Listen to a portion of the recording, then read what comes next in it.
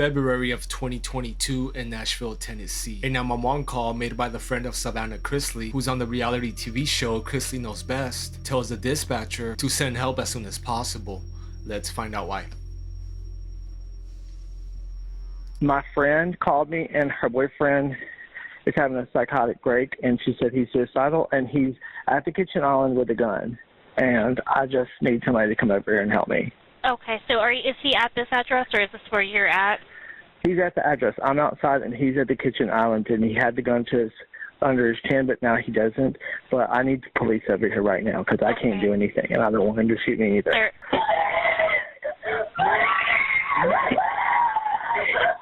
What's happening? Oh, my God. Well, he's just got the gun to his head. Savannah, get over here. What is happening right now? Savannah, calm down. I don't know what street I'm on, ma'am. What street is this? 17, I don't know. Can you tell me what he looks like? He's just in a bad psychotic break right now, so we're just trying to help him. What? I'm sorry. Can you tell me what he looks like? What did you say? Well, his girlfriend's here now and her girlfriend's dad, and he's got on sweatpants. Oh my God. We might need a medic. You might need a medic? Your hand's cut, Savannah. Okay, how did she cut her hand? She broke the window out to try to get in to get the gun. Okay. But we have the gun now. Do you know if he has any other weapons besides that gun? No, and we have the gun. Okay, where is it now? I threw it in the bushes. Okay. The police are on the way here. Where are the bushes? They have him in the back of the car, just holding him until y'all get here, so maybe y'all can take him. Okay. He's been suicidal, so he just needs to go to the hospital or something. You know what I mean? I gotcha. He needs to go get some treatment or something. So according to investigators, Nic, Savannah's ex, was having a mental breakdown and attempted.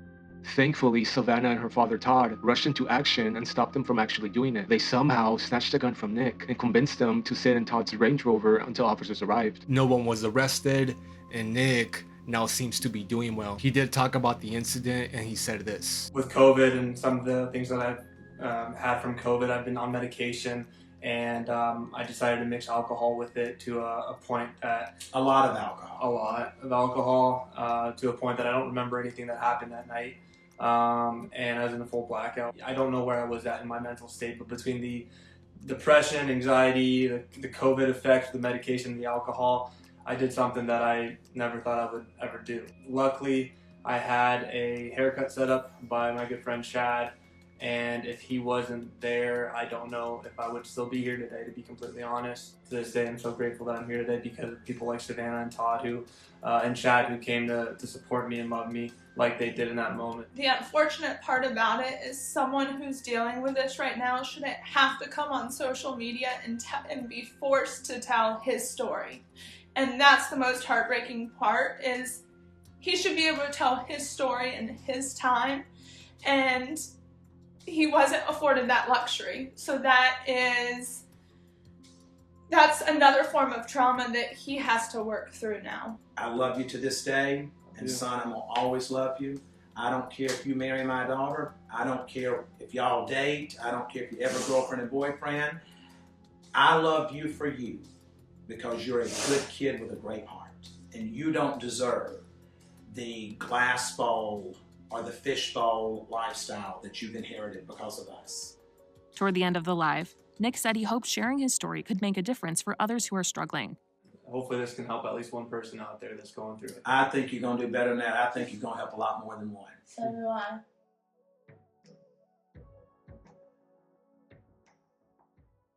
By the way, Todd also mentioned that Nic was taking an unknown medication that upon examination from doctors after his attempt was known to cause depression and anxiety. Boy, am I glad that no one got hurt in this case, in this situation. And yeah, he got the help that he needed, and hopefully he doesn't go through this again. But anyway, let's move on to the next call.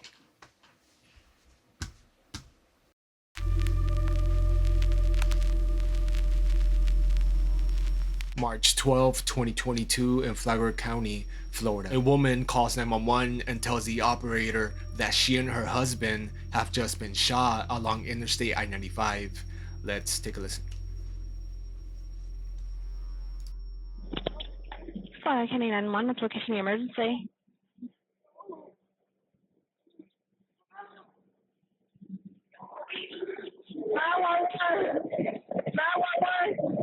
Ma'am? I just got shot. You just got shot? Where are you at? I just got shot. Coming from Daytona on this bike road.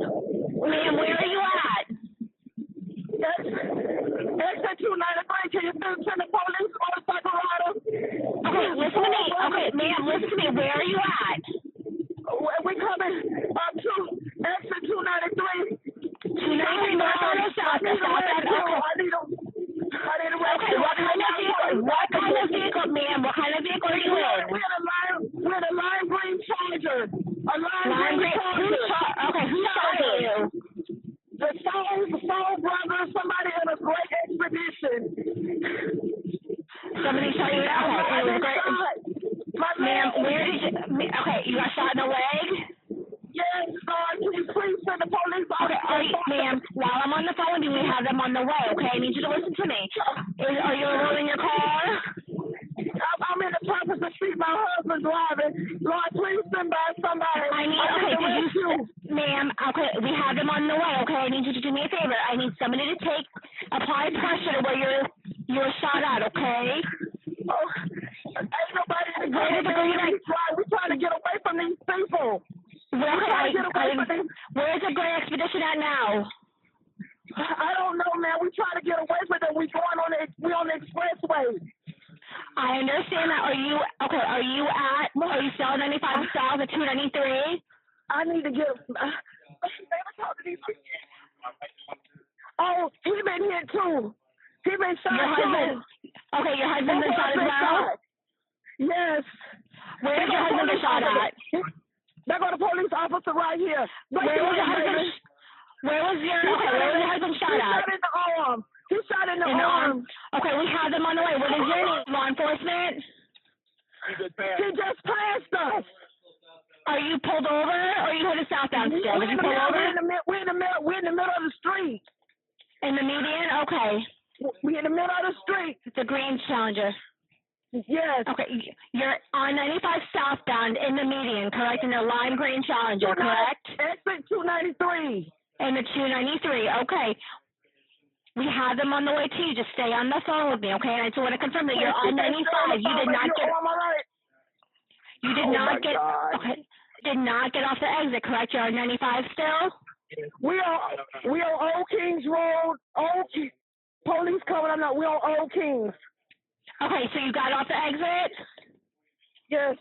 Oh my God! Yes. 10-4, just for your information, is showing that they're Old Kings and Matanzas Woods. Yes, Grand Expedition was headed southbound. They're Old Kings and Matanzas Woods. They pulled off. I need to call family. Oh God! Oh God! Oh God! The updated location is North Old Kings Road and Matanzas Woods Parkway. They got off the exit. Ma'am, is your husband? Are you and your husband? Yes, I got to call family. Okay, listen to me. Scene is not secure right now. The stage in the area. Listen to me, okay? I'm on the way, okay? We thought you were still on 95. Is your husband alert, conscious, and breathing? I can't walk. I don't want you to get out of the car. I need you to stay in the car. Do not get up, okay? Okay. Do you have law enforcement out with you? Yes. Okay, go talk to them. Thank you. So the shooting happened at around 9:15 p.m. on I-95 North. And according to a case report from the sheriff's office, the victim and his wife, who attended Bike Week in Norman Beach, were in a lime green Challenger on I-95 when the man who was driving possibly cut some bikers off. The bikers and a gray Ford Expedition surrounded the Challenger and shots were fired. The victim got off I-95 and pulled over near the intersection of Matanzas Woods Parkway and Old Kings Road. The driver was found bleeding from both arms, one of which was grazed by a bullet. And And the woman wasn't actually shot. She was injured because of some broken glass from the car's window. Flagler County Sheriff Rick Staley says his investigators are searching for the group responsible for shooting a couple on I-95 Saturday night. Deputies say they were called around 9:15. They say as the couple was heading north towards Jacksonville, they accidentally got in the middle of some motorcycles. They surrounded him, and at least one individual started shooting at their car. But the victims say the group sped off before they could get their license plate numbers, but did say the group was riding with a gray SUV. The couple also said that they didn't have any altercations with anyone at the Bike Week event. They also didn't know the people who shot them, so it seems like it was just a case of road rage, and the investigation is still ongoing. Anyway, let's move on to the next one.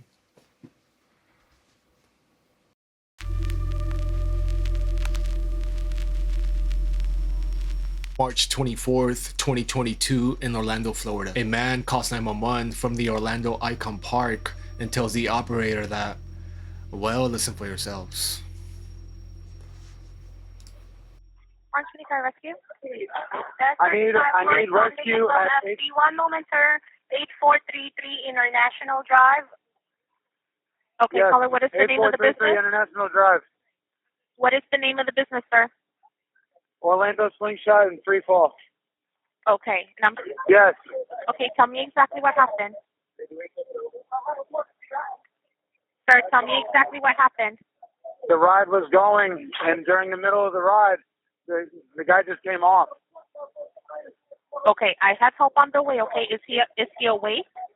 No, he's dead. He's dead. He's dead. Okay, stay on the line. Sheriff's office, are you responding? He's gone. Sheriff's office, are you still on the line? All right, sir, I have help on the way. Okay, just bear with me. Are you with him now? Yes, I'm right next to him. Okay. How old is he? He looks like he's in his 30s. if you were responding, I'm so sorry. Okay. I got lost in the call. Okay. I'm sorry, sir. How old was he? He looks like he's in his... Okay. And just to confirm, I have to confirm, is he awake at all? No, I believe he's dead. Okay. Is he breathing at all? No, he's not breathing. Okay. All right. Just bear with me, okay? All right. And tell me exactly why you think he's completely gone. He's face down. There's blood everywhere. He's not breathing. I've checked his pulse. There's no pulse. Okay. All right. Well, they're going as fast as they can. Stay on the line with me. If there's a defibrillator available, send someone to get it now and tell me when you have it. No, I don't have one available. Okay. Listen carefully. We're gonna try to do CPR on him. Okay. And I'm gonna walk. He's about 300 pounds. He's hard to lift. Okay. Is he on the ground? He's face down on the ground. Okay. Listen carefully. Are you right by him now? I'm right next to him. Okay. Lay him flat on his back. Remove anything under his head. Have someone else try it and help you if you can't move him on your own. I can't. Hold on. There's like the guys are right here. The law enforcement. Okay. Let me know when they're right with him. Okay. Yes.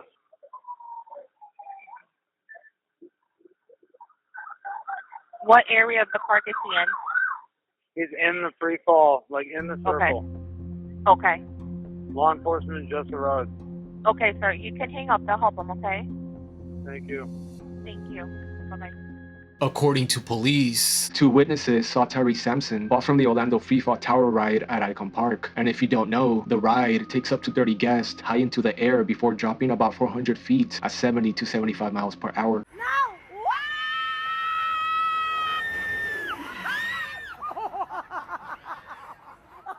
So one of the witnesses said that he saw Sampson fall from the ride. He also mentioned that he could see Sampson breathing, but added that the teen was unresponsive. When first responders arrived, they performed CPR, but unfortunately, he passed away minutes later in the hospital. Tyre Sampson was only 14 years old. He was born and raised in Missouri and was visiting Orlando. And Sampson's parents have filed a lawsuit that lawsuit is still ongoing. Also, Tyre felt unsafe when the ride began going up. According to his friend, Tyre said, "Tell my parents I love them in case I don't make it down." Now, the mystery remains. How did this tragedy happen? We did obtain video of the fall, which we're not going to broadcast, but the discussion between the workers after the accident is very important. Take a listen.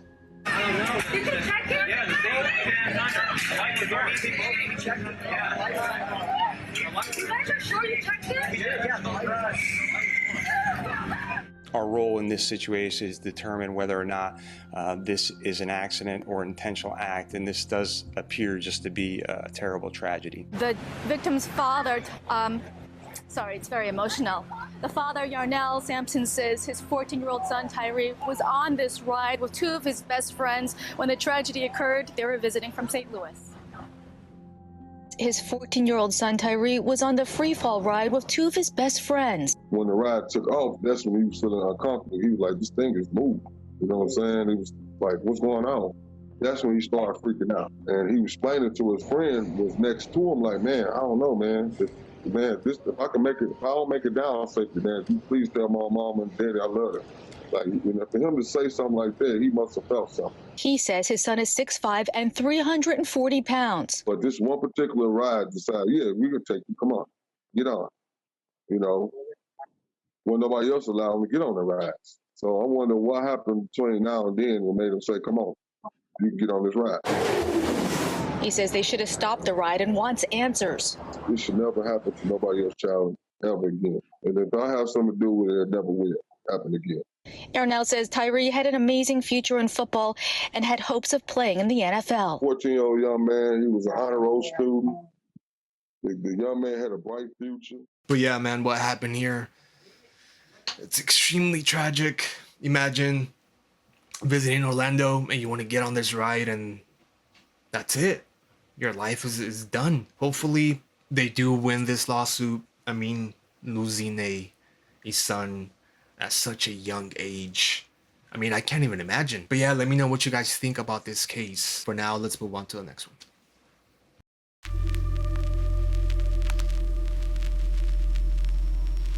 April 16, 2022, in Las Cruces, New Mexico. A woman calls 911 and tells the dispatcher that her mother, who has dementia, is acting very aggressive and threatening to kill her.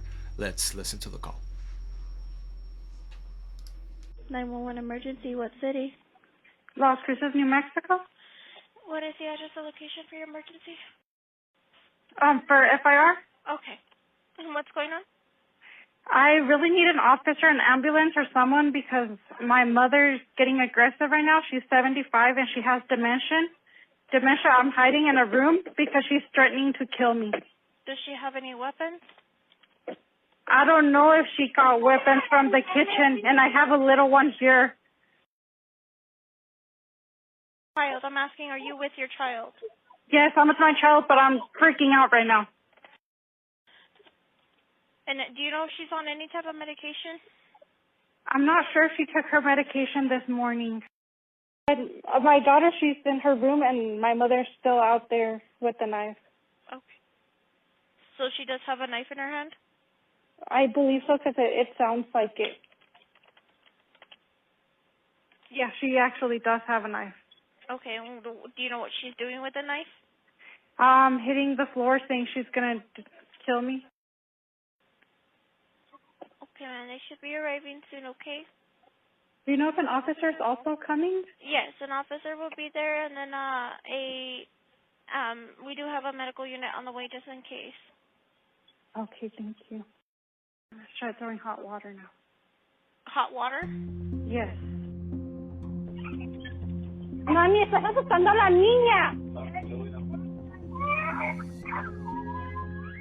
When officers arrive to the property, he's met with a woman holding two knives at the front door. The officer then unholsters his weapon and tells her to put the knives down. But keep in mind that the 75-year-old woman suffers from dementia, so she's basically just lost and confused, and also doesn't know what's really going on. So as the officer continues to tell her to put the knives down, you can also hear the daughter and granddaughter screaming at the officer, but you can't really make out what they're saying. And the woman with the knives, unaware of how serious the situation is, puts both knives into one hand and takes a step forward, and the officer's reaction was to shoot her twice in the chest. Her name was Amelia Baca, who again was 75 years old and suffered from dementia, and also she didn't speak English. I wish I can show you guys the video of this incident, but I can't due to YouTube's community guidelines. But I do want to show you guys a small clip, because right before the video cuts off, you can hear the granddaughter say in Spanish, "No es una pistola,"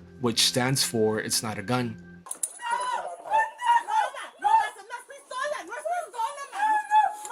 She thought it was a stun gun, but unfortunately it wasn't. So a few hours after the incident, investigators immediately get involved and ask another officer who responded to the scene right before the shooting, and this is what he said. This is Sergeant Joshua Savage.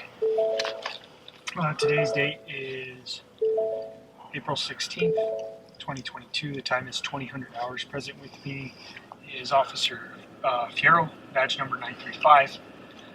Investigator Demario Pedraza, New Mexico State University Police Department. All right. Today, this is reference case number 2237512. Officer involved shooting. Officer Fierro is a witness officer. Officer Fierro, if you can help us out and tell us what happened at 8:25 for a wreck. Yeah. Okay. I'd say close to a minute before I arrived on scene, I heard Officer 40 say he had arrived. I pulled up, I see Officer parked closer to the intersection of Santa Fe and Fur. I pull in front of him closer to the house. Since he was already there, as I open my door, I hear a lot of people, what sounds like a lot of people screaming, as well as Officer saying for somebody to drop the knife. I immediately shut the door of my unit, unholster my duty weapon. Oh no, I run up to the front yard, unholster my duty weapon. I notice that there's two females up front, really close to Officer. Give commands to the female with the knife. I get in between them. I holster my duty weapon, begin pushing them out of the yard. Both of them are fighting, pushing me, trying to get me back. I told them that they were going to get put in handcuffs. The taller female, I didn't get her name, she starts telling me that I'm not going to put nobody in handcuffs. I try to get them back as far as I can. Once I felt that they were far enough as they were going to go, I unholstered my duty weapon again, walked back up. I put my hand on the back of his vest and advised him that I was with him. So I walk up to him, and as I'm walking up to him, I hear the two gunshots, and I see a female fall to the floor, and a knife in her hand. As she hits the floor, the knife falls out of her hand, lands next to her. That's when I grab my hand and put it on his vest and advise him that I was there with him. He's screaming, the family still trying to walk up on us, still giving them commands. Officer advising that there's another knife near the hand of the female. Officer Applezoller shows up. He has gloves on, so we tell him to pull the female from the doorway, as the residence still needs to be cleared because there is information that there's people inside who have been threatened with the knife. I assist Officer Applezoller by grabbing the female's shirt, and we pull her out of the house. This is the female that just been shot. Correct. I advise house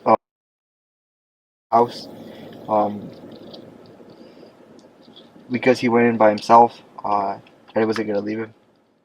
Investigators then interview the granddaughter, and this is what she said. How you became involved in this whole situation? My mom called me saying that Who's your mom? Patricia Gutierrez. Okay. called me saying that my aunt, Jennifer Enriquez, called her stating that my grandma had knives in her hand. And that Who's your grandmother? Amelia Baca. Okay, so you got, and Amelia, she's the one out front. What was that? Your grandmother? That's Yeah. the one out front? Yes, she's the one that your officer killed. Okay. So Amelia, so Jennifer calls your mother Patricia? She called my mom telling her that my grandma had knives in her hand and that she was locked in the room. So then my mom asked me if we could come. So I said yes, so we came. When we got here, my grandma was holding the knives in the living room, both knives in her hand, not pointing at anyone. And I came, I said, "Hey grandma, what are you doing?" Trying to calm her down because she's not mentally all right. And she said, "Well, these people that they come and they start telling me, trying to scare me. She's scaring me. She's doing stuff. She's scaring me. She's scaring me." And I said, "Oh, okay. Let me get the knives." And she said, "No, why do you want the knives?" And then I said, someone called her. I'm not sure who called her. And she answered the phone and she started yelling at them saying, "No, no, no." And I don't recall exactly what she said. So then... When you say someone called her, I don't know. You said on the phone? On the phone. On her house phone. So I'm not sure who it was, and I don't recall what she said. And then I heard the sirens of the cops, and I told my mom, "Just back up, the cops are coming." The officer came. He was outside the door. My grandma was inside the living room. He started yelling, and I got out of in front of him, and my grandma was just standing there. She was standing, looking at us with her knives down, not pointing, both of them on her hand, and they were both sharp blades towards each other. So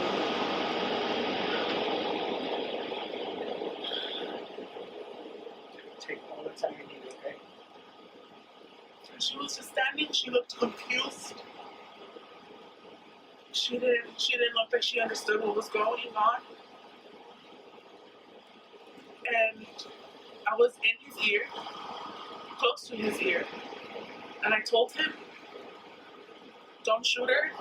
She has mental issues. Don't shoot her. She has mental issues." Maybe 4, I don't even know how many times I yelled at him, "Don't shoot her. She's mentally ill. Don't shoot her. She's mentally ill." I told him, "Please, I'll get in front of her. Please, don't shoot her."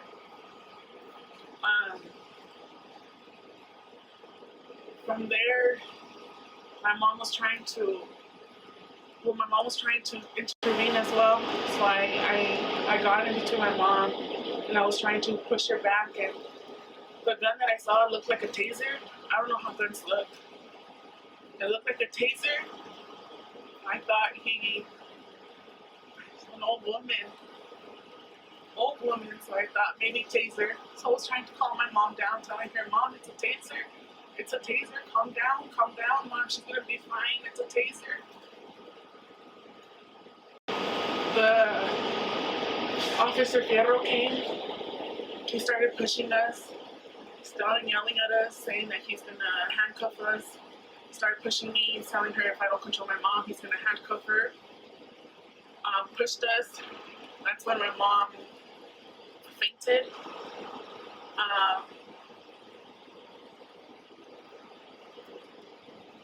No. He was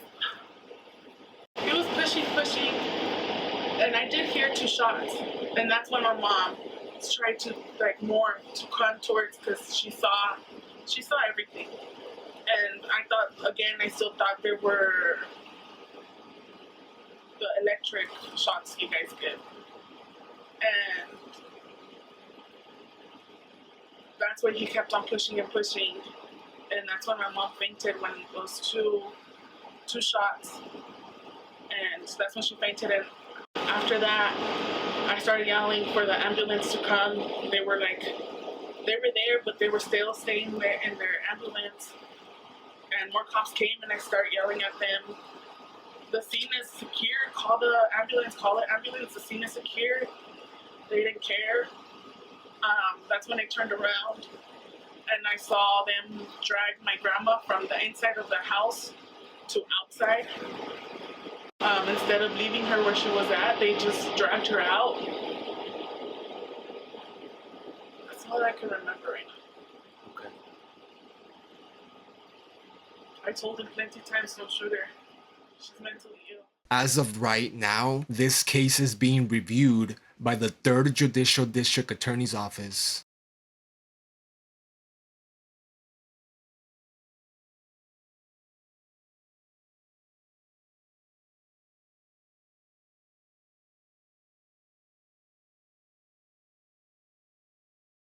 But yeah, I also really want your guys' opinion on this case because, in my opinion, I don't think that she should have been shot. They should have done something else. I don't know, maybe the stun gun was the move, but I don't know, man. I also think that they need like a special unit when it comes to people that are suffering from, you know, mental illness. But again, in her case, she was suffering from, you know, dementia, which is such a effed up disease. She was lost and confused, and she didn't know what was going on. I felt so bad for that lady, man. But yeah, again, let me know what you guys think about this case. But yeah, guys, that's the video. Thank you all so much for watching. Again, I know I sound like a broken record, but it means the world to me, especially if you're a member of the channel and or a patron, or if you're just a casual viewer, or maybe you're new to the channel. Thank you. Like I said, it means everything to me. I put in a lot of work and make it as respectable as possible and as entertaining as possible at the same time. But yeah, I'm gonna go. I'm gonna shut up. Again, thank you for watching, and I'll see you all soon. Love you, take care, and stay kind. Stay kind and pass it around. Anyways, bye.